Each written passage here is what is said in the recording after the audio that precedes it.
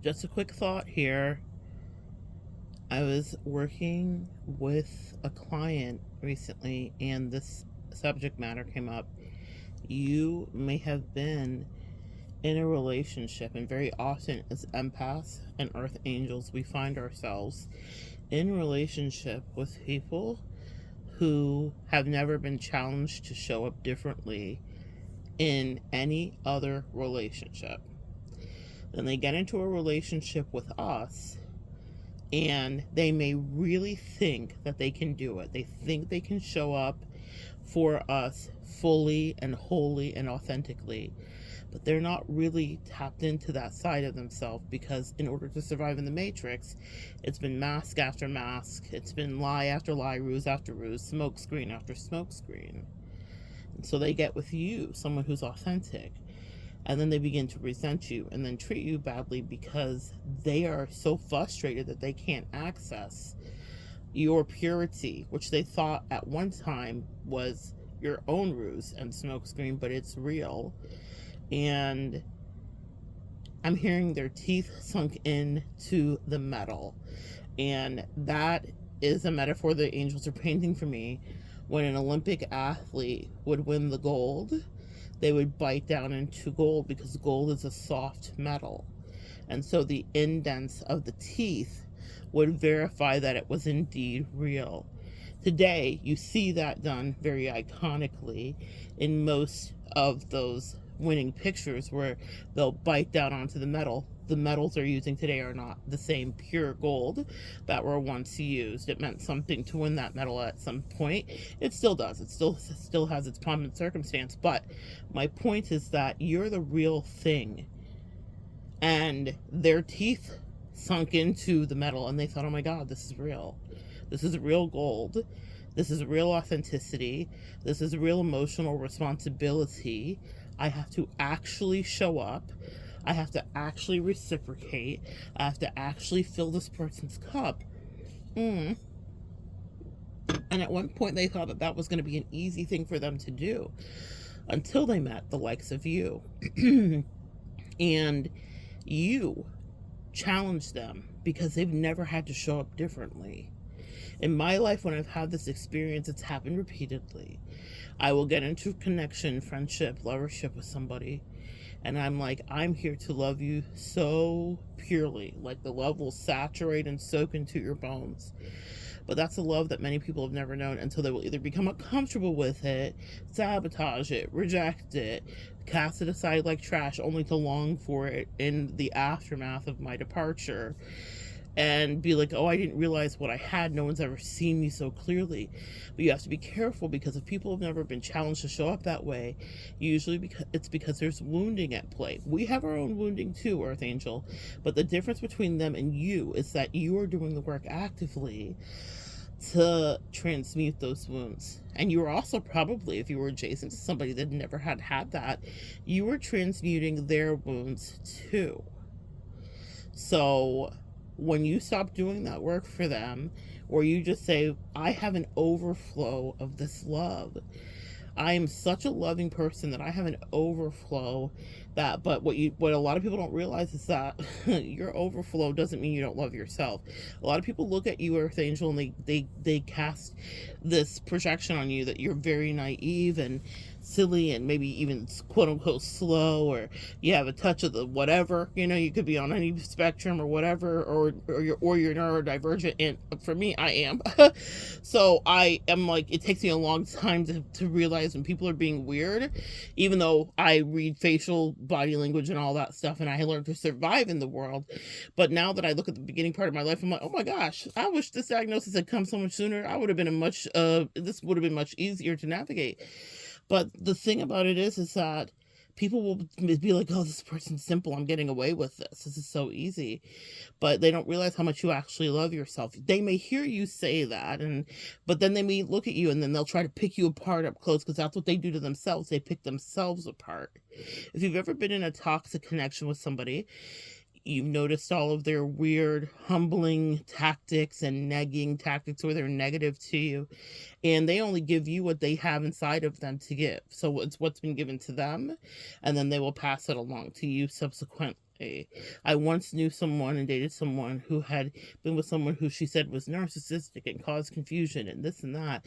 And in our relationship, that's exactly how she showed up to me. I felt sorry for her. I was thinking she was the victim, but she was in her villain era with me. She was horrid, okay? But that's because that's what was infused into her. She thought she wanted relationship and thought she knew what that could be, but she had no idea about the depth of real connection or authenticity. You have been dating people, guys, or been friends with people, or have been family members with people who have never been challenged to show up differently. I've had friendships with people and relationships with people where I could see that so clearly. And it doesn't mean that I love them differently, or that overflow of love that I have doesn't mean that I would pull back because I didn't love me. I did, and you loved you too. But I love them in a way, and you love them in a way where they sometimes didn't know what to do because they couldn't meet you where you were at. They could not be reciprocal and give back. Because what is this truth? What is this authenticity? What is this way that you see me without judgment, really? While they were picking you apart and negging and trying to do a smear campaign and compiling evidence to throw on you all of their pain, you were just looking at them and saying, I love you. I'm here for you. I hear you. I see you. I respect you. And if they don't respect themselves, they don't know what makes them worthy of such deep energy from you. So they can't show up differently. When I've left relationships, it's always clicked to me that moment when I'm like, oh, they don't have anything else to give me. I don't leave relationships because I'm not just getting an immediate need met. But if I understand that there is something going on a deeper level with people where they cannot physically give me respect or reciprocity, and instead they want to damage me as an earth angel, then it will be a long time before an earth angel darkens their doorways. A lot of people prayed for you, but because once you showed up, there was real work to do. You can coast for a while in a relationship, guys, where it's easy and there's nice energy between you, the honeymoon phase, and you can even get past the honeymoon phase. You can go for years in a relationship, but when a real challenge arises and you say, okay, now it's time to do the real work. Can you show up in a real way? People that are older than you, younger than you, they will crumble before you because it's not something they are equipped to do. Because of our Earth Angel path, we're often left for a long swath of time in hermit mode where we have to really navel gaze. We have to really figure out who we are and who we are not. And we spend days and days and months and sometimes years doing that level of introspection. But that's not how it happens in the Matrix. Most people jump from one relationship to the next. They do not stop, they do not take a beat, and they do not ask questions. They just say, you know what? I'm going to heal under the next person. And, it's a funny thing. We've all done it sometime before we knew better. But you're on a spiritually different path and you are more aligned. And you move differently than many. So I wanted to just explain to you why you may have had that experience where you're like, well, I gave so purely to this person. Why couldn't they give it back? They didn't know how to show up differently. And they've never been challenged to show up differently. I remember being with someone who I just loved so much. And it was a very sweet relationship for a long time. But when the real work came and it was time to be like, okay, mask off, mask off, time for the mask to be off, they were on demon time. It terrified them. I imagine in retrospect that to have a go round again in the relationship, that she would say, I think I can do this, but I gave her a few chances in the relationship, like many of you guys do. And that was a platonic friendship. But like many of you guys have done with other people, you've given chance after chance after chance. I am assessing But people don't understand that they're in a purging and a testing time with you, Earth Angel, and that they might be on their last performance write-up, but they don't know it energetically. It could be cosmically, it could be angelically, it could be ancestrally. People are on their last performance write-up with you, but they don't realize that it means that they would show up and have work to do. People that are used to being the boss or giving out performance write-ups are not understanding what that feels like. And we will all have to be on the other side of a thing to understand it. And then in those moments, you will see, does someone really want to grow with you and go with you? Or do they want to stay mired in their stagnant toxicity because that's familiar and comfortable, and it causes a lot less friction to have to do the work that you require? And that is required. It's not just what you're requiring it was required of you, and it will be required of them too. But if they cannot meet you, then they will have to vibrate out of alignment with you, and they will be relegated to the fate to just long for you. And that has nothing to do with you, because it's not like you didn't show up. It's not like you didn't try. It's not like you didn't give chance after chance and try after try. They decided it's too much work to rise up there, so I'll stay down here. And I'll paint a new story, and I'll tell everybody what you quote unquote did or didn't do to me, what you did or didn't do for me. But deep in some of those people's hearts, they understand it was too much work. Sometimes you'll have people that will just tell you. If I've run into a few people in my life, they'll be like, oh God, this is so much work. I don't want to do this. That's fair. We all have free will. And sometimes you'll have people that will be in denial about the fact that they were not capable of it. The person that I dealt with in the platonic friendship prided herself on being a perfectionist and an overachiever. And so I think that it probably was causing cognitive dissonance for her to meet something that wasn't easy for her to do. It's because she was never challenged in any other relationship to show up differently. People made a lot of excuses for her. There was a lot of, well, that's just the way she is, and we don't do this with her. And I'm like, why the fuck not? That's the way she is with you. Well, you don't do that with her because it's you. Why would I deal with what you dealt with when you were tiptoeing and walking on eggshells and afraid to submit to her real truths because you didn't know if she was going to be able to handle it because she was fragile? Well, all of our fragility is tested. You want to talk about this, guys? How many times in your life have people not given a damn about your feelings and your fragility and your traumas, right? And I'm not saying you should go and tromp about through the tulips and smash everyone's little emotions, but I'm saying what you were asking some people to do regarding emotional maturity and work was not that it was just, I don't want to, you guys are a special rare breed, so I want you to understand you do maneuver differently. So that's why I'm like, it's okay for you to understand that you are better than some of the behavior that you have accepted, myself included. I am embarrassed when I reflect back to some of these lessons that I've had, but I don't regret them. I transmute them and I teach them. But to you, I will say, collective specifically, these people are not even as strong as you. So they can't even fathom what you were asking them to do differently, or what it even means to show up authentically. When you know it and you love it and it's delicious, you'll hold on to it and you'll try to meet it and you'll try to push through your shadow. We all will have that work to do. I've had the inverse, positively, where people meet me and they say, they think at first, they're like, I'm not going to mess this up. They're like so sure. That's what I mean by it. In the beginning, they're telling themselves, I think I can do this.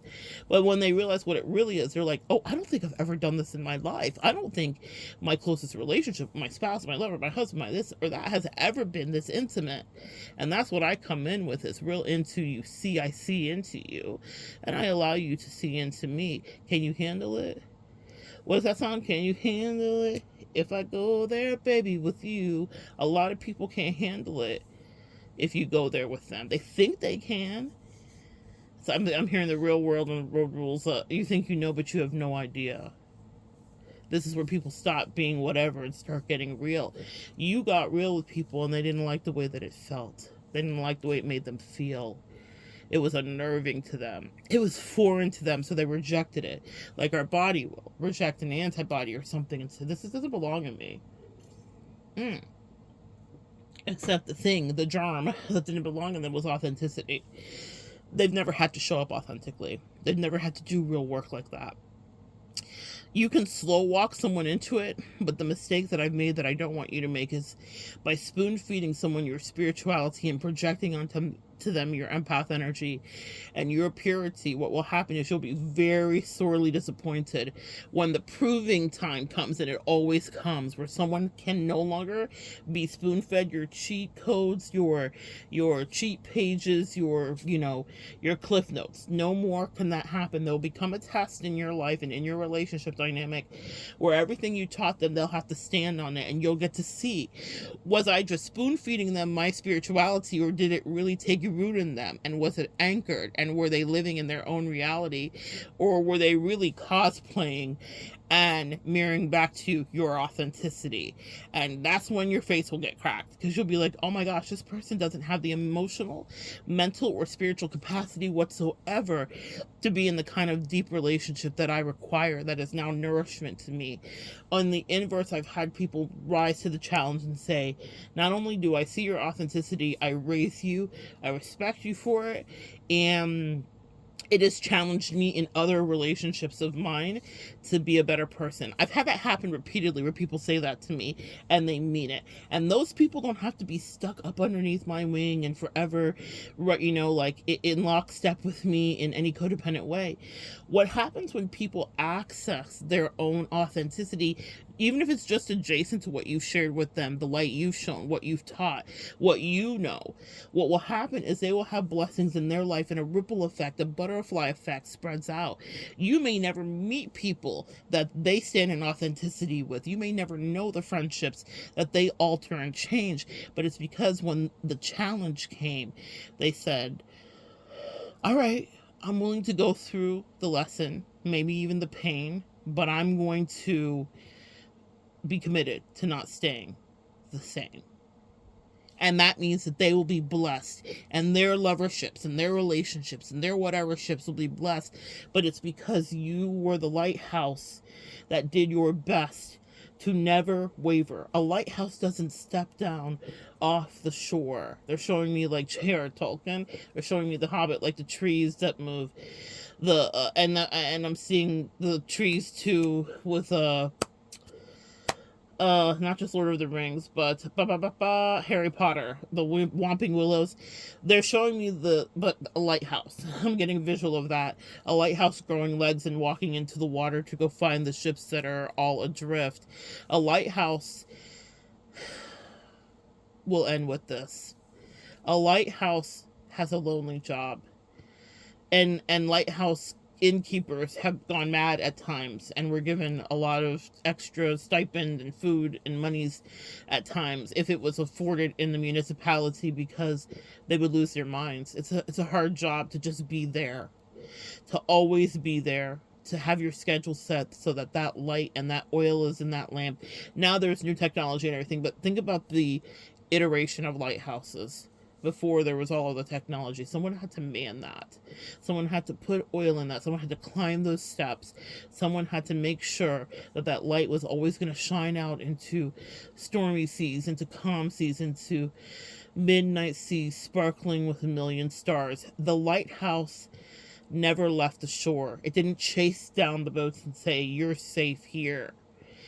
It stood where it needed to stand, and it got its repairs, and it took its battering from every tempest that raged, and it was the same day after day. Its one job was to shine the light, so that it was standing there, oh so bright, so that if someone was adrift and they needed to find it, they knew that they could be guided by night.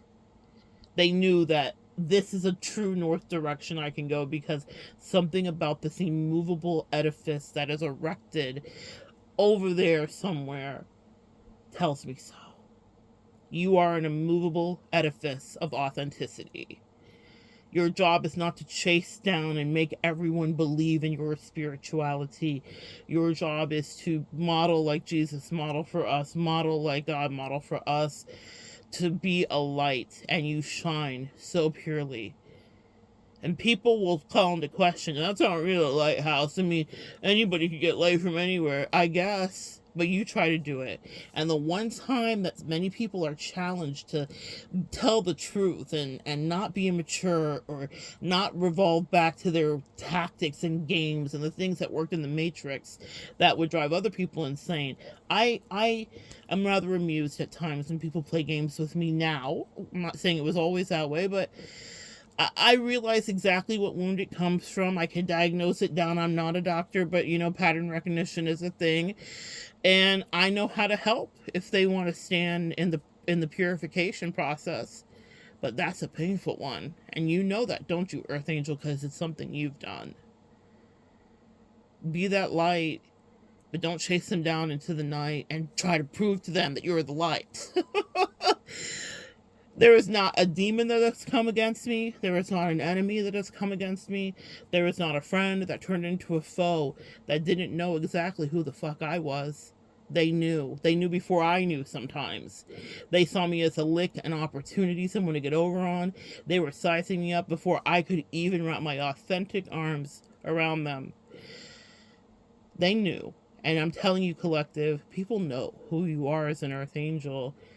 But their job is to get you to believe them. They want to instill doubt in you about your inalienable truth. You're a fucking edifice, a rock on a rock. You don't need to show proof. People have never had to show up authentically in relationships and do the work that you do. So they want to undermine you. Because they can't believe that it's true. They can't believe their eyes. They can't believe that you've been guiding ships to shore through stormy and clear skies. And you've been doing it like a duty. That you've never abandoned your post. You stood there day after day authentically. And that breaks people's brains sometimes. So they'll try to scramble your mind. They'll put so much work into doing anything else other than the work of transmuting their shit so that they too can be a light post that guides wayward ships. For those of you that are new here, I'm a professional intuitive empath. It is so good sharing energy with you. I'm glad that you invited me in. Thank you for having me. Thank you for staying a bit. Do not abandon your posts. Do not let anyone talk you out of it. And understand that a lot of people you got into a relationship with were never asked to rise to the occasion to be a better person in their relationship. They were essentially grown toddlers in adult bodies that were flopping around and doing whatever was comfortable and familiar to them until you held it down. You will have people, and that's why I want you to clear your cords, cut your cords, and cleanse. Because once someone gets a taste of that, you'll say, well, Monette, they acted up, or they sabotaged, or I left, or they left, or whatever happened. You will vibrate out of each other's frequency if they cannot show up authentically. Let it be their idea. If that's what their ego needs. That's not an ego that you haven't died to already. Ah, my beautiful Earth Angels, you've already died to that. Repeatedly. Multiple deaths, right? Scorpionic energy. 8th house type shit. You did it. They might need that win to save face. That's okay. Let them. But what you do is never stop being you in the face of that adversity.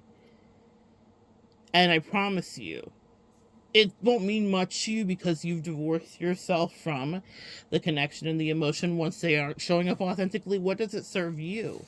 If you need kerosene in your oil lamp to shine a light, then what they're offering you is Play-Doh and sugar in your tank. It's never right. It will corrode and corrupt you. So you don't care about the emotion of being connected to the person anymore because you're on a soul's mission. That's the work you're here to do. You're not here to be in a long lingering of, I remember you. I have stood as a lighthouse to affect you, but I'm not in any melancholy about you. I transmute that just like you do, collective. But they don't have the capacity to transmute it. So a lot of them will cling on to your energy. So if you've had people popping up in dreams, or you're getting signs in the way you get signs, and my angels and my ancestors speak to me so clearly, like billboard signs, like sides of trucks, like it's pretty profoundly direct.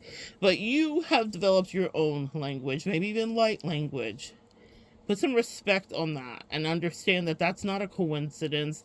That's energetic cords that are still attached, because once someone has a taste of that authenticity, they'll always want you back, even if it's just to dismantle you. Do not think that it's some cozy, cuddly thing.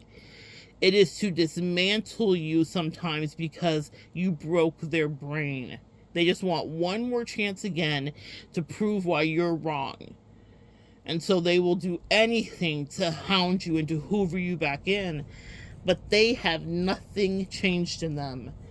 It will be the same song. So cut those cords and cleanse and release it and call your power back to yourself and thank them for the lessons that they taught cosmically, energetically, spiritually, and send them on their way, because a lot of them are in the sunken place and an emotional purgatory because they're longing for just a taste once more of that earth angel magic. They want to have one more chance at it. Some of them think they could do right again. They have convinced themselves, but a test is a test. You know, when the teacher says pencils down, they did their best and you did your best. Maybe they did their worst and you did your best. Maybe you did your worst and they did their best. Either way, it's a thank you next. They will have another earth angel that will come in their way, and it will be just as mysterious as it was with you too. And the angels will say, did you learn from the last one we sent you? Or will you do a part 2? But that's none of your business, Earth Angel listening today. It's none of your business what they will do. It takes a lot of time to work through those emotions of divorcing energy from people and not being invested, especially if they were near and dirty. I've had 20-year relationships with people where I was like, man, this sucks. But once they cross me in the way that they cross me, and once I realize they're incapable of meeting me with a level of authenticity, I lose all interest in them. It's not just that I'm like forcing myself not to grieve. I find them, I'm bored. I'm just going to be very honest with you, because I'm after spiritual connection and the level of intimacy and intensity that I know you can have. Okay? Like a Kundalini experience, even if it's not sexual. Yeah? And I seek that with every connection I have. How deep can we go? What are you capable of? And are you willing to grow? And are you willing to teach? I'm not always the teacher.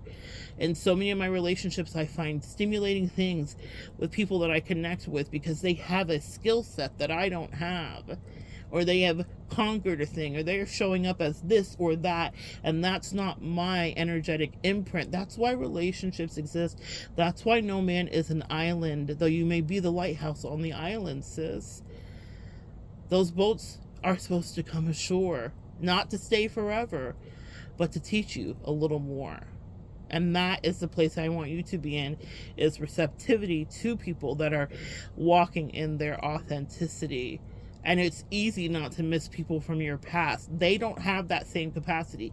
The same thing that made them unable to connect authentically will be the same thing that causes them to linger in your energy and not want to disconnect completely, because yours was the last taste of realness that they were privileged to see. So they know it now. In your absence, that's always how it goes, tale as old as time. But that doesn't mean that it should be something that causes you to slow down, to not reconnect, to not fall in love again, to not be happy, to not make new friends, to not decide you want a hermit until you don't. Whatever the path is that you're on, The anger and the vitriol that you felt for the betrayal of those people that couldn't do better. They wouldn't know how to do better if you put better in their hands. That is not your weight to carry. You have to get remarried for some of you. You have to move into new connections. You have to do your hermit time for those of you that are at that point of it. You have to slowly tiptoe out and make new friends. But protect it and incubate it, because real connection is precious and it is not a dime a dozen. A lot of people had access to you as an earth angel and they got ego strokes out of it because they were not anchored well, and it boosted their confidence, and they were siphoning from you and loving the earth angel stimmy. They're like, oh, I got a brand new car, I'm going to go test this thing out and drive this around to see who else I can cruise and pick up. And that was not what you were there to do. You were there to help them become a better person, like someone who probably came into your life helped you. All this pay it forward and pass it forward and pass it back. But they didn't understand that, so they began to attack. And then also be disrespectful AF too. And so they are no longer granted access to you. And that's spiritual work now for them to do. And they'll do it. It's the easy way or the hard way. The angels are kind of mafioso about it. With you, it would have been easier because you'd have walked them through it and helped them transmute it. In your absence, it's the hard way, always. Because now they don't have anyone to show them the map, to spell it out, to spoon feed them spirituality. You were doing a disservice after a certain point because they were not living in authenticity. So that should be your baseline requirement moving forward. Forget about that. You did that work. That's in the past. When you move into new connections and relationships, they will now be built to last. And that's because you understand that you're looking for a different thing altogether. It is not just the thrill of the chase, and it's not just companionship born of codependency. It's someone who is able to do their own shadow work and has done it and actively continues to do it, and who is integrated with authenticity. That's the bare minimum, kids. Nothing else will do, because that's how you show up. So you deserve that reciprocated back to you. So good sharing energy with you guys. Come back and join me next time, and we'll continue to evolve together.